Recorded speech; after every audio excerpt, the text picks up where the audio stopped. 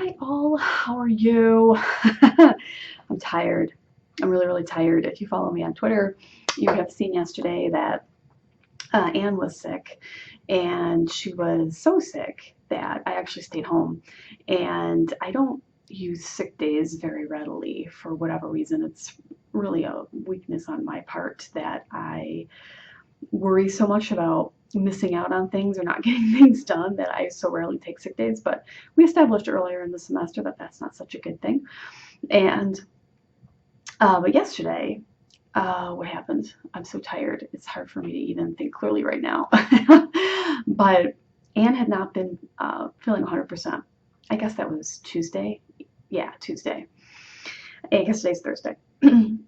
And she had kind of a headache, and it's still sort of sinus season here, so gave her some ibuprofen. She seemed otherwise okay, but she came home from school and she just looked a little listless, and she said that her throat was bothering her a little bit, and so I said, well, it could be postnasal drip. She could be coming down with a cold. We'll see. So overnight, Wednesday, from Tuesday to Wednesday, she got up in the night. And it's even harder to get up in the night, I think, when you haven't had a baby in your house for a little while because you're so unused to it. So she got up a couple of times and said that her throat was just excruciating. And so I knew that she was coming down with something. And strep has been making the rounds, so I was concerned about that. Got her some ibuprofen, tried to do what we could to soothe her, make her feel better, but she had a very difficult time sleeping. After she woke at 3 a.m., she didn't want me to leave her room. And her room is itty bitty teeny tiny. She has a twin-sized bed, and she's a wild sleeper. Nobody can sleep in the same bed with her because it's a nightmare. So I wound up sleeping on the floor, which also isn't exactly comfortable. It means I don't really sleep. I just kind of doze and shift around for a couple of hours. So that's what I did. And when morning came, I was really tired, and she was not in good shape. So we kept her home from school. I was torn about what to do about work because the semester is such a nightmare. Taking days off when we have in-person teaching weeks rather than online modules is really difficult because it means that you need to find coverage amongst my small group of colleagues to take my classes, and I feel really bad doing that because they're already teaching so much. But desperate times call for desperate measures, and Anne was bad. She was like crying. She wanted me to be with her. She was clearly in a lot of pain and was not feeling well. She needed to go to the doctor and have the strep culture. And so I texted my boss just to kind of see if she could take my afternoon class if I went in the morning, and then I could just leave because it was at 9 a.m. So the class is at 9 a.m. So I figured I could just go for that and then leave if somebody could take my 3 o'clock and be there to take. I mean, Mike would have taken Anne to the doctor. That would have been fine. He's teaching as well, but his schedule is just much more flexible than mine. So, and then my in-laws could have had her for when he was teaching, but I just really wanted to be able to be there because she wanted me. So I asked about that possibility, and my boss is very, very wonderful, and she, don't worry about it. We can take your morning one too. Go ahead and do what you need to do at home. And so that was glorious. Called the doctor, got her right in. They did the swab for strep. And strep is now, I don't remember if it was like this when I was a kid or not. I mean, I remember getting that strep swab, that's for sure. I think everybody does. It's a childhood milestone. I remember that it would take, like they would send it away, but now what they do is they have a rapid. They can do one in 5 minutes, and then they have the 24-hour. Although it has been known that sometimes you get a negative on the rapid 5-minute test, and you still can get a positive on the 24-hour. But at least they have somewhat of a gauge. So we brought her in, and she was, of course, very cute and charmed everybody at the office. They did the culture, and it came back negative. But they sent away the 24 one, which we haven't gotten back yet. I said, well, there's also a viral upper respiratory thing going around, and so if it's not strep, that's most likely what she has. So just lots of fluids and, some rest, and she'll get better.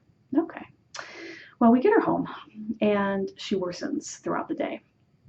She just alternated between crying and sleeping all day long. It's a long day. Like taught in the afternoon, I was home with her, and she was just miserable and very, very uncomfortable, and I felt really bad for her. And she was not eating, barely drinking. It was a struggle. So we did what we could. Nighttime came and gave her ibuprofen. She went right to sleep. She was exhausted, but I just had a feeling that she was going to be up in the night. She was once, but I was expecting it to be much, much worse because she was very feverish. She was just grabbing her throat. She was really uncomfortable, and I figured she would be up a lot, and she wasn't. So I got up this morning, exhausted, because I still haven't caught up.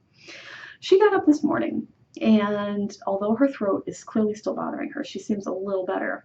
She drank a lot, and yesterday she was saying that she couldn't drink because it hurt her throat to swallow. And she drank 2 cups of orange juice and a bottle of water. She drank a lot. So to me, that means that she's on the upswing. It's good. Her fever was also, she felt normal. So that's good. But we kept her home because her throat is still clearly not back to normal, and the throat culture isn't fully back yet. So she's home. Mike is there with her. He has to teach in the afternoon. My mother-in-law is going to be with Anne in the afternoon. So she's good, and she's feeling a little bit better. She did not give me a hard time about going to work today. She seemed like she was like, okay. So she was all right. So that was our day yesterday. When I put her to sleep for the night, I read to her, and we always pray Deck of the Rosary. And she said, Mommy, would you pray for me? I felt so bad for her. So we did. We prayed our Decade for her to get better last night. And I'm hoping that tonight when I see her, she'll be even more improved. We'll get the news from the doctor's office as to whether the longer culture came back positive or negative for strep. So we'll kind of see where we're at. I'm really tired. I've got 3 classes today. We have, and I forgot about this until this morning, and Mike reminded me, we have parent-teacher conferences tonight for Anne. Parent-teacher conferences for Henry tomorrow, which Mike will probably field since I'll be here almost certainly. But I'm going to go tonight for Anne's. And I mean, it's not a big deal, but that means it's something I've got to go out and do in the evening when I'm going to be tired and would rather be at home. So this has been one of the longest weeks of my life. Besides Anne getting sick, the lesson that we're doing in class this week is not going well for anybody. And we knew that coming into it. To sum it up, it was something that was very time sensitive to being synced up with their English composition class, and it's not synced up to their English amongst, because there's like 76 different sections, and they're all taught by different faculty. So they're all different. They all have different timelines. And even though we did our best to accommodate for that, it's a little bit of a disaster. And so we're not going to do it this way next semester. But in the meantime, we're just dealing with it this week and doing what we can. And it feels like I have lived this week 3 times already, and I still have 2 days to go. And I wasn't even here yesterday because I was home with Anne. So I'm just, I'm doing the best I can. I'm really tired, just physically and emotionally. For the first time, as you could probably tell from my 2 earlier posts this week, for the first time since I've been here, I thought about getting another job. And that is a huge statement right there, because I have always been really happy here. And I love the people that I work with. I still do. It would break my heart to not be here anymore. But I had to say to myself earlier in the week, I don't know if this is the right fit for me. This kind and load of teaching. And I haven't really gone beyond that at this point. And that's okay. I don't think that that's a decision that you take lightly, and I'm not. So this is what I'm doing. I'm currently praying the Saint Jude novena. And I'm not praying about my job situation just yet. Sam had suggested to me, are you praying the St. Jude Novena? I said I wasn't planning on. I was thinking that it overlapped with when we're going to start the 54-day Rosary Novena, which starts November 1st. And then I looked at the calendar and realized that that's not the case. So I said, well, yeah, actually, I could do both. And there's a family situation in my extended family that's extremely challenging, that has been going on for many, many years. And that seemed like a perfect case for St. Jude, patron saint of the impossible and desperate cases. And so I thought, well, that's something about that has been on my heart this fall. And so I thought, I'm going to pray about that situation with the St. Jude Novena. I've been doing that, and that's been bringing me a lot of comfort. And oh, my Scentsy, the cube I just put in my warmer is spectacular right now. It's cheering me up. Oh, it's like an apple cinnamon. It's fabulous. Okay, so I'm praying the St. Jude Novena. And upcoming, I'm having a hard time like keeping control of my thought process. I'm gonna apologize. I'm so scattered, and I'm really exhausted. So besides St. Jude, 54-day Rosary Novena, I'm going to be praying for discernment about my job. I would say that it's more than likely that I will remain here. But you never know. And if I remain here, I don't necessarily have to stay doing what I'm doing now. So I'm going to be praying about that. And that's going to be taking place from November 1st through Christmas Eve. And I'm really looking forward to praying that with you all. So that's going to be, I think, balm to my soul. Just knowing that that's going to be coming up is making me feel better. And I'm just hoping for a lot of clarity. I'm not thinking that it's going to be some kind of instantaneous decision. I know that this is something that can just really sort of linger, and your feelings about it just solidify over many, many months. And so that's kind of what I'm expecting. So that's what I'm doing. And we'll see what happens. But this has been a very challenging time for me in terms of work. Everything is very glorious at home, besides Anne being sick, of course.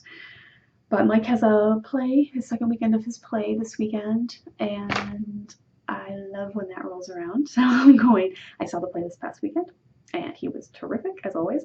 We're going to the cast party with him this weekend, and I love being his date for things like that. And yeah, that's, everything has been really good, cheering me up. And so, that's wonderful. But in terms of work, it's been rough. A little bit reminiscent of when I was an attorney. I'm not working as many hours, and I'm not getting paid as much, but the stress level is a little reminiscent. So it's been tough, and so it's been in the good. So trying to look at the good, it's really been forcing me to look at my spiritual life and my prayer life, and try new things in my prayer life, and be really open to trying to hear God's voice, and thinking of different ways that I can keep my faith alive in my daily life, such that I can hear God's voice more clearly. And that's all been good. So sometimes it's like this. I remember my first semester of law school, I remember as one of the most difficult times of my life, along with having a newborn at home for the first time. I would say those two things compared a lot in my level of stress. This, I guess now that I'm thinking about it, not quite so bad. But it did call them to mind, so I guess it's just a few levels below. Yeah, that was, so my first semester of law school, one of the most difficult times of my entire life to date. However, there was a lot of good that came out of that. That was when I rediscovered my faith and really made it my own. And that has stuck for almost 20 years. That's depressing. We're not going to dwell on that. That length of time. But no, that was life-changing. It was, in so many ways. And I also met my good friend Irina, who aided me in that reversion process, and whose friendship has remained with me through all of these years. And many years after that, so it was when I was pregnant with Anne, so 5 years ago, she became a Catholic.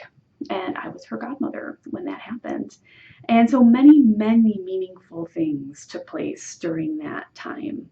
And so I'm trying to see this time in that same way.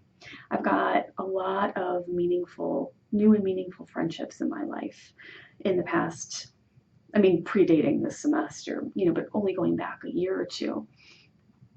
And that in my adulthood have, it's hard to even really fully describe what they have done for me and what they mean to me. But I've been an adult now for a long time, but this precious time, these past maybe 3 years since I met Christina, it has been just a new awakening in terms of my friendships. Yeah. So there's Christina and Sam and Allison, and there's also my knitting friends who do predate this time period, but those friendships have deepened, I would say, in recent years, and we spend more time together now, and it's all just been so glorious and wonderful. And so I've been really appreciating those things anew, especially now. These past couple of days, in my Facebook timeline, I can't stand that Facebook, whatever it is, that tells you, oh, this is what you were doing 7 years ago on this day. I don't want to know, because to be honest, it makes me depressed. Like, oh, it's been that long. I tried to turn it off. I'm just going to keep it real. And I don't think you can. If you know of a way, let me know. There is a way. I noticed when I tried to do this that I thought this was very good and thoughtful on Facebook's part, that if there was a painful memory, so if you had posted about somebody passing away, I would imagine this is what it's designed for, you could suppress a specific time period. Like, I don't want to know about memories from, like May of 2010 or whatever it was, because that's when your mom died, and that just brings back very painful memories for you. So you could do that, but otherwise you're kind of stuck with it. And so and granted, these are happy memories, but it's just like, oh, it's been that long. It's just, it's so humbling. But in this week in my Facebook timeline, I've been saying that it's been 3 years since my very first Catholic New Media Conference, and with my SQPN community, and that was one of the happiest weekends I can ever remember.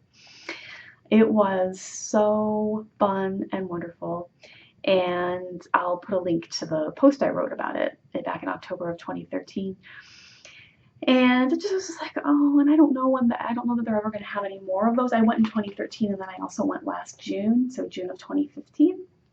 Again, another very memorable weekend, and just think that I don't know when I'm going to see those friends again.